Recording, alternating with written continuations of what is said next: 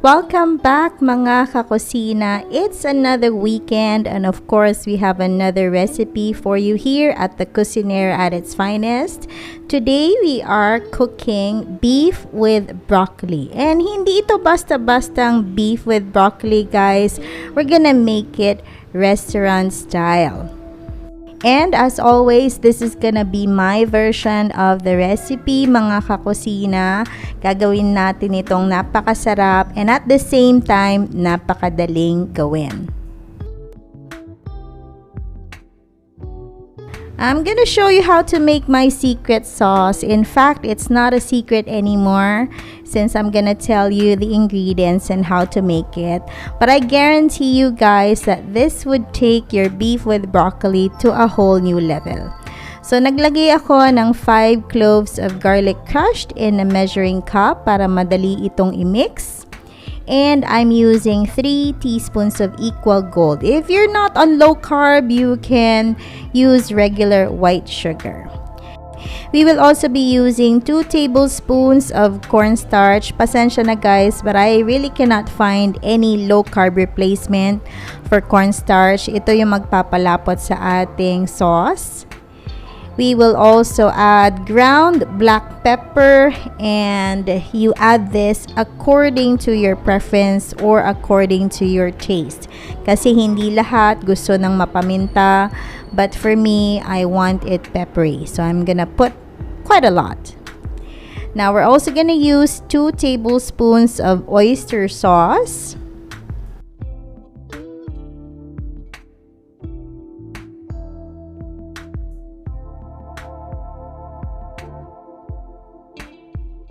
So I'm adding 2 tablespoons of Knorr seasoning, but it's your preference guys to take this out if you don't want to use this ingredient.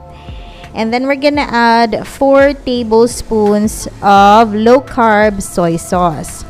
Now, pag tinanggal niyo yung Knorr seasoning, you're gonna make this 6 tablespoons, but if you're using Knorr seasoning, we're just gonna use 4 tablespoons of low carb soy sauce.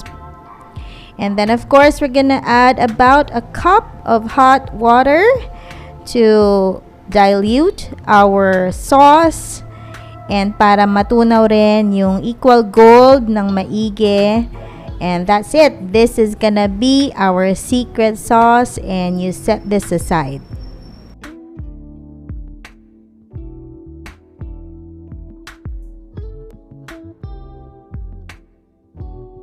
So we're gonna cook our broccoli first, and I'm gonna show you how to make it really bright green. So this is about 3/4 of a kilo of broccoli. So yung malambot na part ng stem guys, wag nyo itatapon. Gagamitin natin yan. Now, we're gonna heat up our pan on high heat. Since this is stir fry guys, kailangan high heat talaga siya. We're gonna add about a tablespoon of coconut oil. And then we're gonna stir fry our broccoli stems first. This is on high heat guys. Always remember it when you do Chinese cooking. Kailangan talaga high heat para crisp and fresh yung vegetables, hindi siya malalamog. So I added the broccoli flowers. So you're just gonna toss this into the oil. And para mabilis siyang maluto guys, we're gonna add hot water. Again, napaka-konting hot water lang. So we want to achieve that bright dark green color ng broccoli. And once it turns out that color, that's it guys. Luto na siya. And we're gonna set this aside.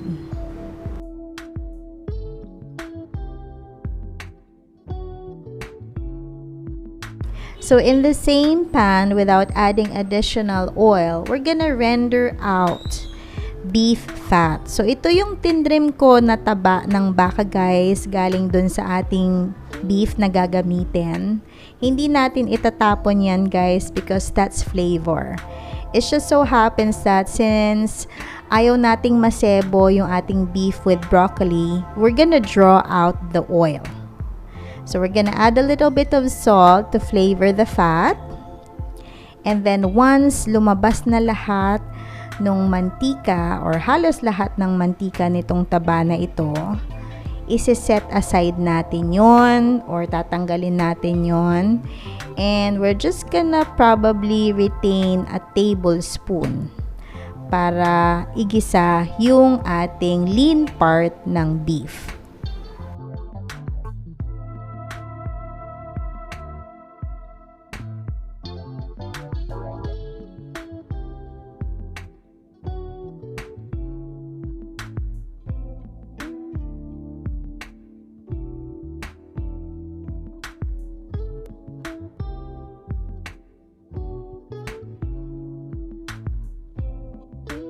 Okay, next up, we're gonna add the lean part of our beef. I'm using sirloin, guys. So, hinati ko siya ng pahaba, maninipis, para pantay-pantay siyang maluto. So, yung cut na ginamit ko, guys, mabilis lang talaga siyang lumambot. If you're using a different cut, you might wanna add water and boil it down first and tenderize it. Pero since sirloin yung ginamit ko, I'm just gonna add the sauce after it's not pink anymore, and the sauce would cook the beef. So we're gonna boil the sauce with the beef, and of course with the cornstarch that we added, you would notice that the sauce has already thickened. And I'm just gonna do a little bit of taste test to check the beef if it is already tender. And once the beef is already tender, you turn off your heat, and that's the time that you add your broccoli. Now, the reason why I turn off my fire or heat when I add the broccoli, we don't want the broccoli to be overcooked. So you just mix it in with the sauce, and that's it. This is your beef with broccoli, restaurant style. You can add garlic chips on top of it if you want it garlicky.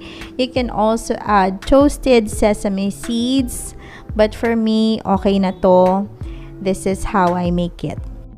Thank you mga kakusina for watching the entire video, and I want to thank you to all those who have subscribed and supported this channel. We have now 10,000 subscribers here at the Cucinera at its finest. So see you again on another recipe, guys. Bye now.